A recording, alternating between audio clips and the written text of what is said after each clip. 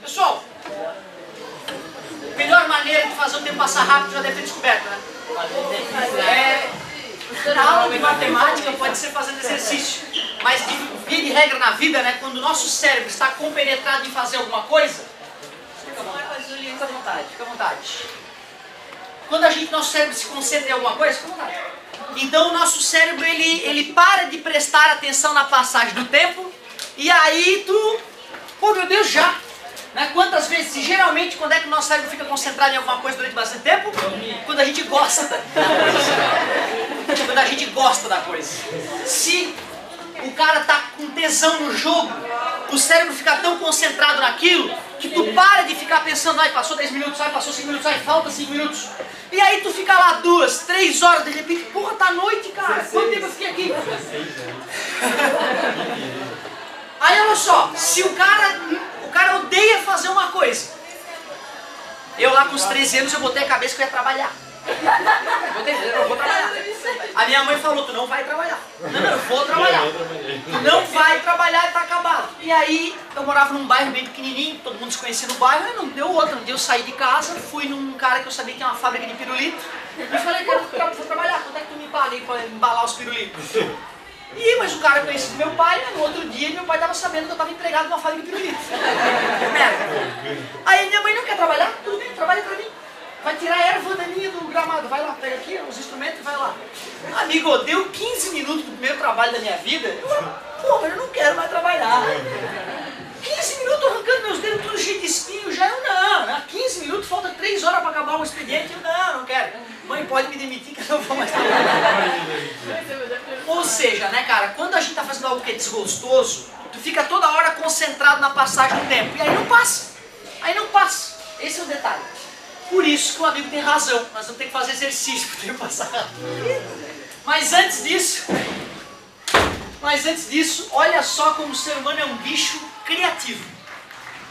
Nós tivemos que descobrir um sólido geométrico que tem a mesma área da seção de uma esfera, quando a gente fatia a esfera, para poder calcular o volume através do princípio de Cavalieri, para podermos achar o volume de uma esfera.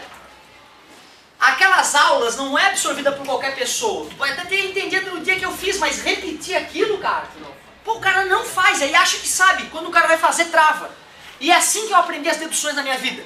Hoje, por exemplo, quando eu estudo para a faculdade, eu não quero estudar para acertar o exercíciozinho da prova, pô. Eu quero estudar, pensar, um dia eu vou dar aula no lugar daquele cara que está dando aula. E eu quero que a minha aula seja melhor que a dele. Eu quero que a minha aula humilhe a aula dele. É assim que eu estudo. E aí eu vou deduzir uma coisa. O cara não deduz nada, tá? Aí eu vou deduzir uma coisa. Eu leio a dedução. Pô, que legal a dedução. Passa 2 dias eu vou fazer a dedução. E não sai. Eu, porra, qual é aquela passagem? E aí eu fico lá um dia me mordendo. Né? Não, vou lembrar. Aí eu vejo que eu não vou lembrar. Eu dou uma coladinha. Merda. Aí eu vou lá de novo. Aí eu tento umas 3, 4 vezes, chega uma hora que a dedução é minha. Que eu vou lá no guardanapo, no bar, lá, tô lá e deduzi. A dedução é minha. Se tu fica um tempo sem deduzir, tu perde a dedução. Mas isso é porque eu sou professor, eu quero saber deduzir para o aluno, eu quero poder provar para as pessoas meus raciocínios e quero que o cara seja convencido pelo meu raciocínio. Né? Por isso que é importante para mim isso. A dedução que nós fizemos do volume da esfera, que resultou em quanto mesmo? O volume da esfera? 4/3 de π. Cara, foi uma dedução, foi a mais monstro. Como diria meu primo, monstro do Lago Ness, essa dedução. Dedução ninja, bonita, a mais linda do ano e difícil. Se o cara sabe cálculo diferencial integral, o cara deduz o volume da esfera muito mais fácil. Só que tem que conhecer as bases do cálculo diferencial integral, que nós não temos. Por isso nós temos que usar uns raciocínios para deduzir as coisas aqui no ensino médio, que são mais apimentados até do que o raciocínio da faculdade, de repente. O que é bom pra gente, que aqui é só ginástica cerebral, tu sabe disso.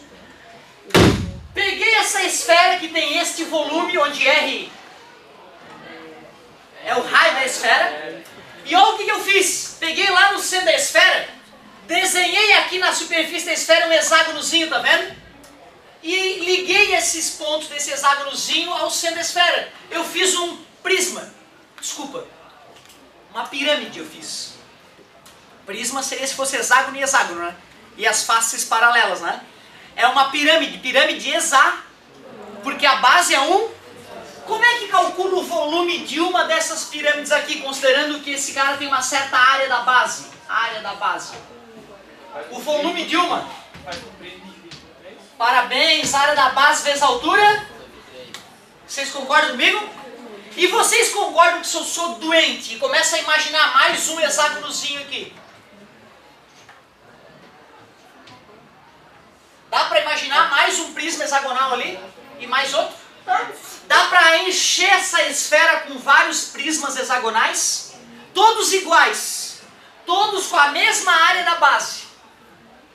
Qual é a altura desses prismas hexagonais? É o próprio raio.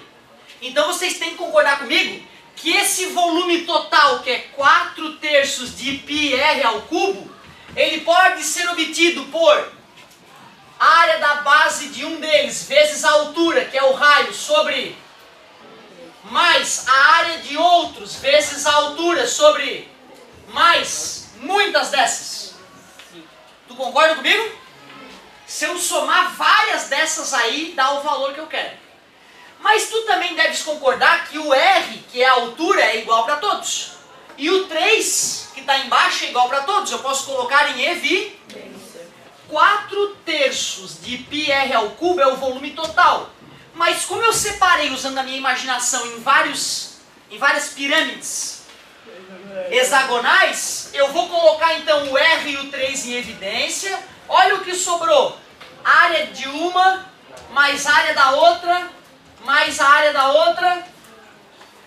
Mas essas áreas da base, somadas, todas elas somadas, é a área da superfície, não é?